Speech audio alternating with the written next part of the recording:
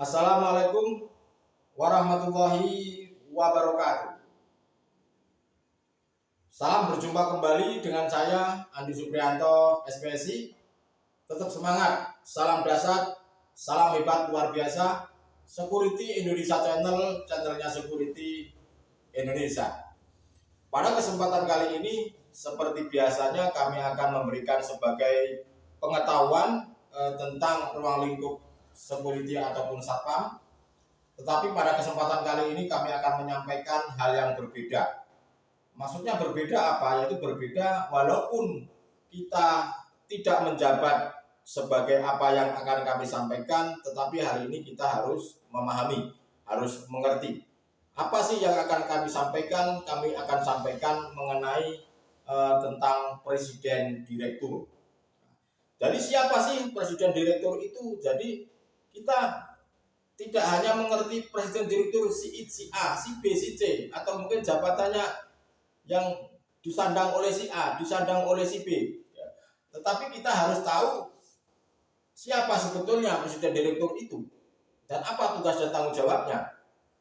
Oke, teman-teman rekan kerja Satuan Pengamanan Security dimanapun Anda berada, ini adalah sebagai sumber ilmu pengetahuan saja.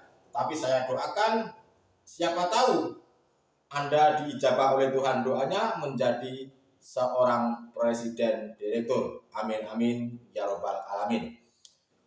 Lanjut langsung saja, pada kesempatan kali ini kami akan menyampaikan tentang presiden direktur. Siapa sih sebetulnya presiden direktur itu?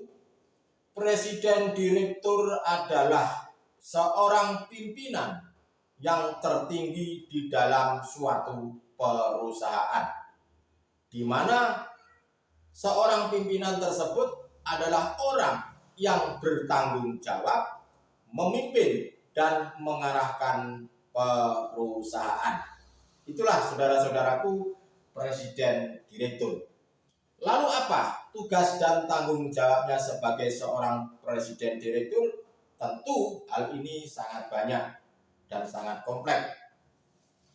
Tetapi harus saya sampaikan, yang pertama apa tugas dan tanggung jawabnya sebagai seorang direktur?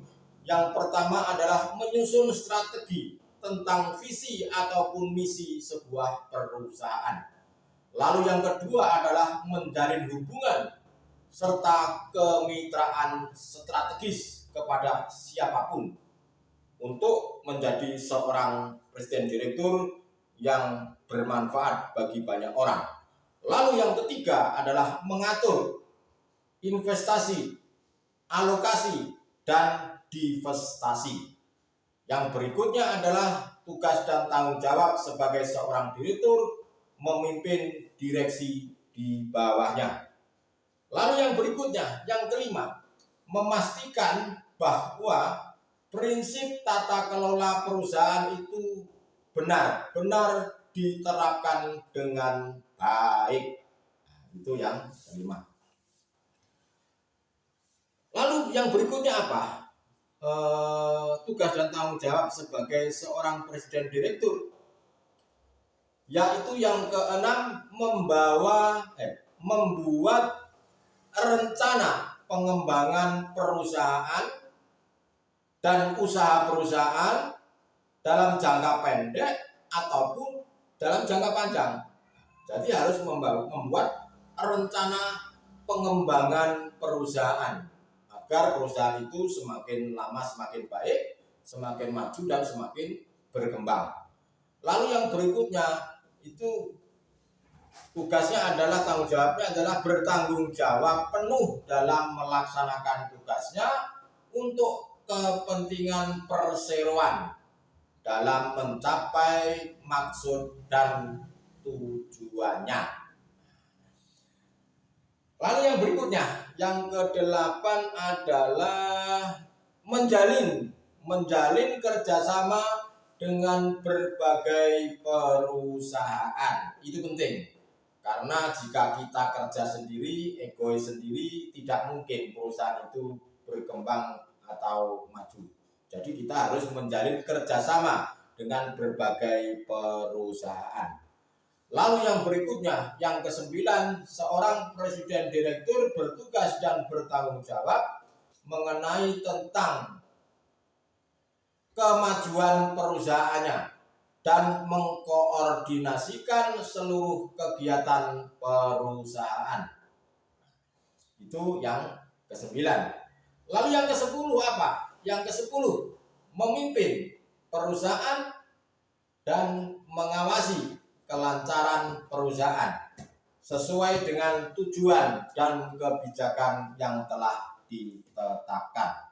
Lalu yang berikutnya yang ke-11 adalah melakukan sebuah hubungan dari pihak luar, baik itu kepada swasta ataupun kepada pemerintah, dengan tujuan apa? Dengan tujuan untuk kelancaran perusahaan. Itu jadi kita harus melakukan hubungan dari pihak luar. Jangan kita itu merasa saya seorang presiden direktur jadi saya sewenang-wenang atau mentang-mentang tidak mau melakukan hubungan dengan pihak luar. Itu penting sekali, saudara-saudaraku. Yang berikutnya adalah yang ke-12 kalau tidak salah, menetapkan kebijakan-kebijakan perusahaan. Lalu yang berikutnya, yang terakhir mungkin ini karena saking banyaknya seorang tugas dan tanggung jawab sebagai seorang direktur, yang terpenting adalah menerima, memeriksa laporan dari masing-masing kepala departemen. Itulah saudara-saudaraku, rekan kerja Satuan Pengamanan Security dimanapun Anda berada, ini sebagai sumber ilmu pengetahuan. Walaupun Anda belum bisa menjadi seorang direktur atau yang belum menjadi seorang presiden direktur, saya doakan cepat-cepat menjadi seorang presiden direktur. Tetapi yang sudah menjadi seorang presiden direktur, jangan sewenang-wenang. Jadilah pemimpin yang baik, jadilah seorang presiden direktur yang baik, di mana seorang pemimpin yang baik adalah seorang pemimpin yang di dalamnya mengajak anak buahnya itu dengan penuh kenyamanan di dalamnya.